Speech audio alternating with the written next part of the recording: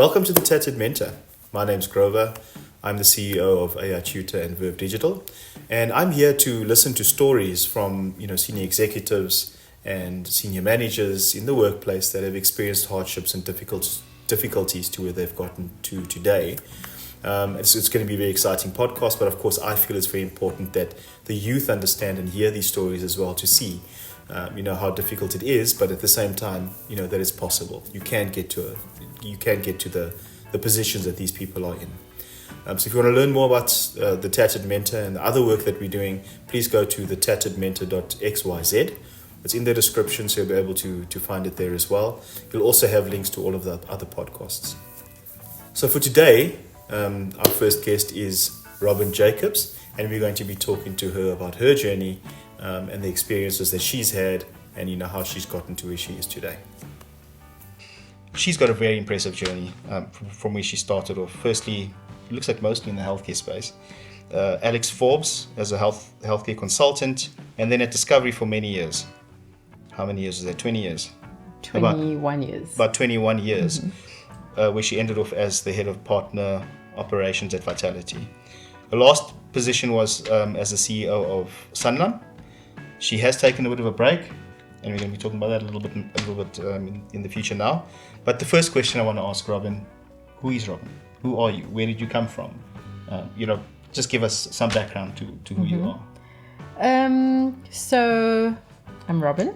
I was born and bred in Durban in a community called Sanlam. A great place to grow up. I had great childhood memories. My father was a school principal in a community in Durban as well called Newlands East, and I schooled there even though we lived in Sydenham. A very impoverished community, lots of single parent households. So I was lucky enough to live with my mum and dad and have my father as a great inspiration and mentor, just in terms of the example that he set to the kids in the community. He died sadly 2 years ago, and at his funeral and in the weeks leading up to it, we were approached, my sister and I, by so many people our age who said that if it wasn't for my father and his influence and mentorship when they were growing up and going through school, a lot of them would have turned to drugs or gangsterism. And because of his leadership and his mentorship, they, were on a straight path. They now, family men, fathers, successful careers and businesses. And that was such an inspiration to me, and seeing that and witnessing that throughout my childhood. So not always easy. The communities that I schooled in and grew up in, great sense of community. It was great because you had family members close by. You could walk to your grandmother's house. You could walk to an aunt's house. Everyone's home was always open to you. You go to a friend's house and there'd always be a meal waiting. But at the same time, an element of gangsterism, an element of danger here and there. So your peers, a lot of the young boys that you would hang out with, there was always, some element of danger, which wasn't great. Also, a lot of unemployment in the community, which I think led to the rise of the drug use and the drug dealing. And not a lot of aspirational, there weren't a lot of examples of people that you could look up to who had left the community or had done good things within the community. So as a child, I loved to read and always wanted to travel. And I think part of me always knew that I wouldn't stay in Durban. As much as I loved the city and my hometown and the community that I grew up in, I always wanted more, and I always knew that there was more out there. So through reading. So one of the first jobs I ever wanted to do was I wanted to be a journalist, but I wanted to work for CNN and be a war-torn correspondent and go all over the world. Yeah. Yes. And I actually wrote an entrance exam to go to Rhodes and got offered a bursary. But my father, typical old school coloured mentality, was there's no money in journalism. You have to study something else. And so he wouldn't pay, even though I got a bursary, he wouldn't pay for my board and lodging. And so I couldn't do that. But that was where I grew up. I eventually went on to study law, which he was happy with. but wasn't, I think, what I really wanted to do. And then fell pregnant in my third year of a 4-year LLB degree, which I didn't end up finishing, and moved to Johannesburg to start working at Discovery without a degree, with a 10-month-old baby. And yeah, that's how my career at Discovery started. Nice. But the self-starter components I really like. Even though you couldn't finish your degree, there was still something that you could aspire to. And I think that's an important point for people sitting in similar situations, for them to see that they've got other opportunities and other options. That's very interesting. There's a couple of points that I kind of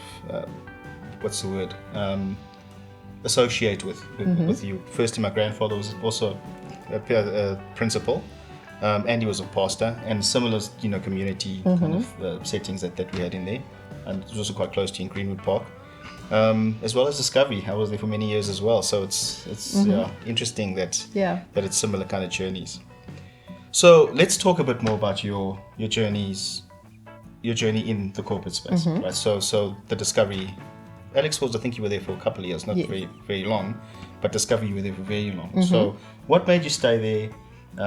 What kind of attracted you to that So company? I think from the outset, being so young, I was 22, moved to Johannesburg to start that job, so knew nothing about the city, was my first taste of corporate.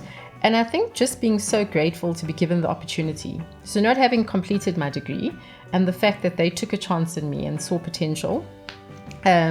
So my loyalty, I think, from the outset was there to this company who had given me this incredible opportunity. And I basically grew up there. So, I was determined not to be, I was already a bit of a cliche, this colored woman from this community who fell pregnant and was an unmarried mother, and I was just determined to really make something of myself and to have a good life for my kids. My daughter was born 2 years after that. And again, I was given this opportunity, and I think Discovery, I'd stayed there for 21 years. That wouldn't have happened if the company didn't nurture me and I didn't feel at home there and looked after, and also just so innovative. So as much as I was there for such a long time, I think every 3 or 4 years moved into a new role. I was lucky enough to work across different businesses, across different regions. So within South Africa, I, worked within the KZN team, was part of a team that actually started a new office in the Eastern Cape, which was brilliant, just to give people there an opportunity.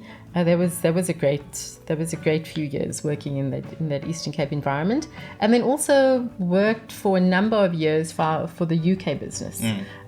So based in South Africa, but traveling to London, I think every second week or so, and just having the opportunity to work globally, be exposed to that. So as much as I was there for such a long time, every few years felt brand new. And just the pace of the innovation, which you mentioned that I had left briefly to go to Alexander Forbes. Discovery sort of got into my blood. So everywhere else that I went, even though these were progressive companies, well-established businesses, I think I was just so used to that constant drive, the constant change. And, it was a business where if you were hungry for the challenge and you stepped up, the world was your oyster. Yeah. I had a very similar experience actually at Discovery with the innovation. I also stayed there for much longer than anywhere else. So the innovation, I think, was key, the growth, and just looking at you as an individual, I thought that was great. And then I want to talk a little bit about your last position over the last year, which was your career break. So can you tell us a bit more about that? So that was quite interesting. My partner, my life partner, he started doing a trip through Africa 3 years ago. So it was meant to be a Cape to Cairo trip. He bought this Land Rover Defender, kitted it out. It's got a fridge in the back, a tent on the roof. Definitely wasn't my idea of fun. I'm not a camper. But I was very happy for him to go forth and do this. And so the idea was to just spend a couple of months driving through Africa and get to Cairo. And I was lucky enough, COVID taught us that you can work from anywhere. A lot of what we do involves thinking and being strategic. We don't have to physically be there to do things. And so I was lucky enough during that first year to be able to join him on different legs of the trip. So I would take a week or so off and have a bit of a holiday and be with him. And then some weeks I would just work remotely from the road. And very strategic in terms of which legs I joined. So I drove with him through Tanzania and Rwanda, did the gorilla trek, which was life-changing. It was really a bucket list experience. Amazing. And then Kenya and Ethiopia. Unfortunately, the last leg of that trip, the car was parked in Ethiopia. So, I mean, he runs a business here and he would fly back for a few weeks to do some stuff here, leave the car somewhere and then carry on driving. So the car got as far as Ethiopia and then war broke out in Sudan. And we couldn't go further north. So he actually never made it to Cairo, which I think devastated him. And he was like, okay, what next? So he didn't want to just bring the car back to South Africa. He then managed to find an agent who shipped the car from Djibouti to Europe, to Turkey. And then he started driving all through Europe. And again, I was quite flexible from a work perspective and could join him for a few legs here and there. And he made it through to the northernmost part of Western Europe, which is North Cape in Norway. From there, the car went to the UK. We drove all through the UK and Ireland. And then at some point early last year, he said to me, listen, the next leg of the trip is going to be North America and then South America and then. And it's going to be difficult for you to join me as you have been doing and work full time. Obviously, with America, the time difference is a big problem, so I wouldn't be able to work remotely. And because of the travel distances, it wasn't that feasible to come back and forth as often. So he proposed that I resign and do this with him full time, which initially freaked me out. So I've worked nonstop since the age of 16. I mean, before my corporate roles, I worked at Edgar's as a sales consultant for many, many years through high school and university. And, you know, my kids are not his kids. I've got 2 kids from a previous marriage. And as a single mother, I've always been fiercely independent around providing for myself and my kids. So initially, I was like, I definitely cannot do this. I'd also recently moved from Discovery to Sanlam to take on the COO role. And when he initially proposed this to me, I was 6 months into that role. So as the time came, the car was now on a ship on its way to New Jersey. We kept going back and forth with this, and you know, it seemed like I wasn't going to be able to do any of it. And as the time neared, my thinking changed, and I was actually, Robyn, okay, a year was coming up for my role at Sanlam, so I felt from a reputational point of view that, you know, okay, a year is good enough. And my thinking around was, actually, Robyn, you have worked nonstop since the age of 16. Maybe it's okay to take a break. And so then I took the plunge and I did it. And I've been doing that for the last year, traveling full time with him. And it's been quite an adventure, not quite a holiday. It's been hard work. It's had its own learnings. So I think all my corporate experience in operations, being COO, actually helped with the journey, you know, like logistics, planning, all that kind of thing. So yeah, I mean, like I said, not all a bed of roses. You don't stay in 5-star hotels. So people look at it and think, like, oh, this is amazing. Why would you want to come back to work? Which is what I'm currently in the process of doing. But you don't stay in 5-star hotels. Sometimes it's a very dodgy motel. There's a lot of camping involved. You're waking up every morning in a new bed. You're not sure where you are, so you've got to take some time to like acclimatize. And yeah, sometimes you're driving for hours and you actually can't find somewhere to stay. And so yeah, an education and adventure, and very grateful for the opportunity. But now I'm happy to go back to the corporate world and achieve a lot more. And just go on holiday a couple of times a year, like most people. Yes. Yeah, nice.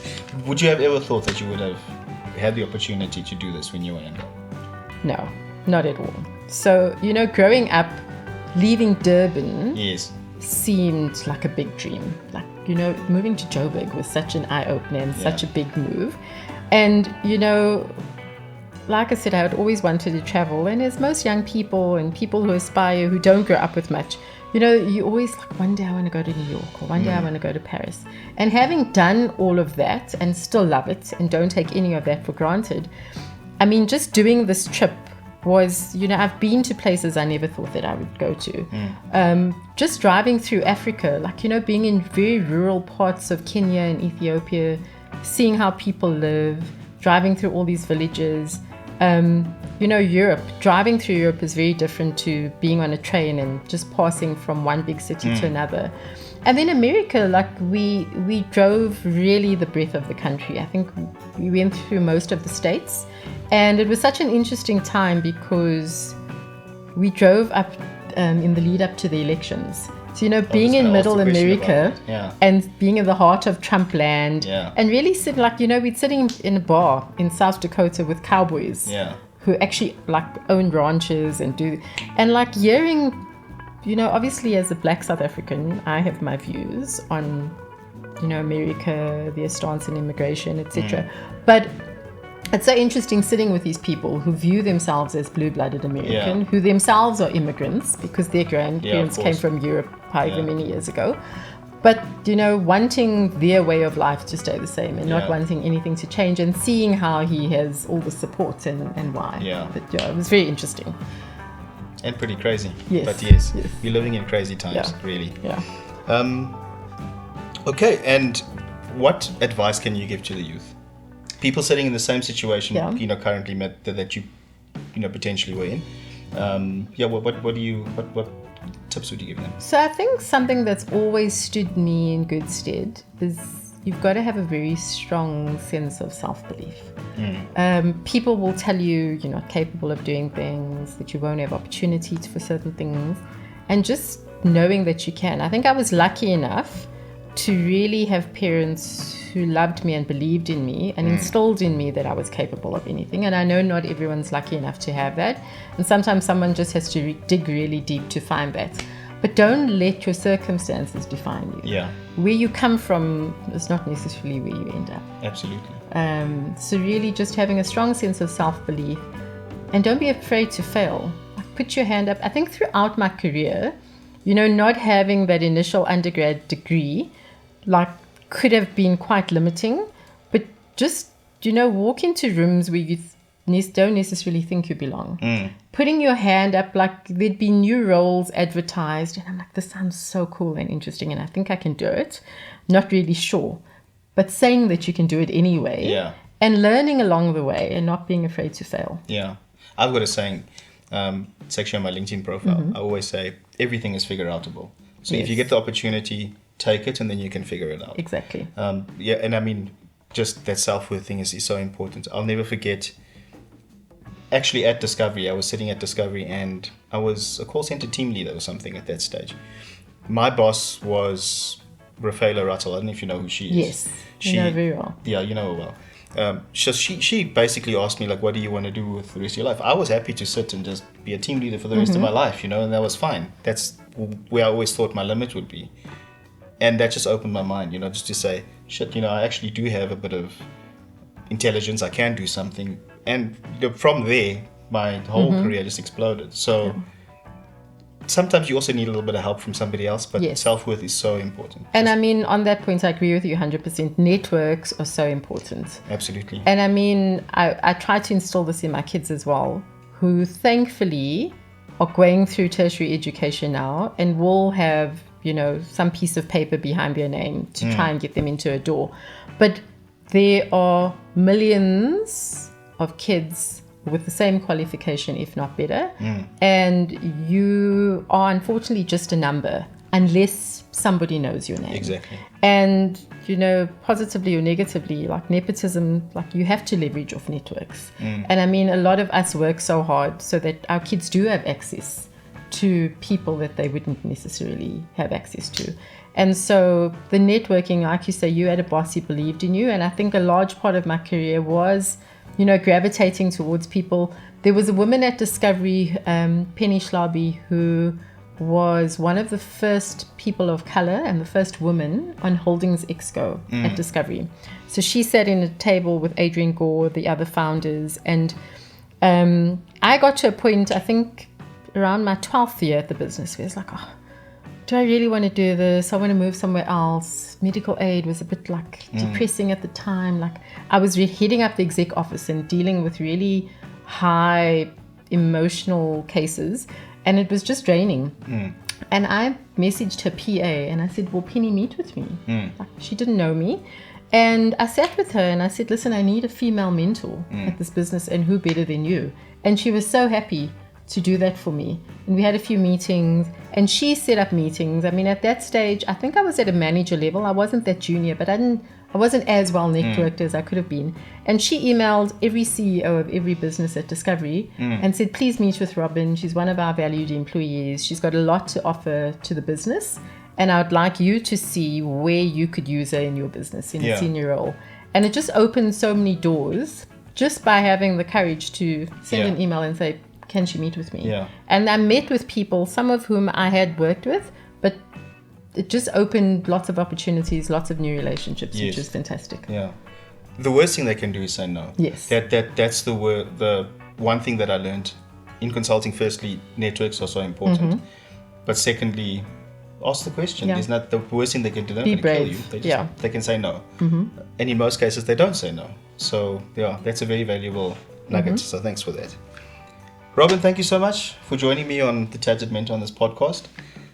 Just for everybody out there, I'll give you in the what do you call this thing now? The comments. In the comments of this podcast, you'll see a link to the thetattedmentor.xyz, or if you're an American, XYZ. And you'll be able to find Robyn's LinkedIn profile there. We'll have a whole lot of information and courses coming up there soon as well. But thank you very much. Thanks for having me. Good to be here. I really enjoy this. Thank you so much. Thanks.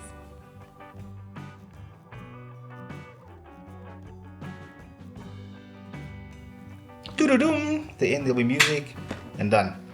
Nobody said cut. Supposed to say cut. Yeah. Damn it.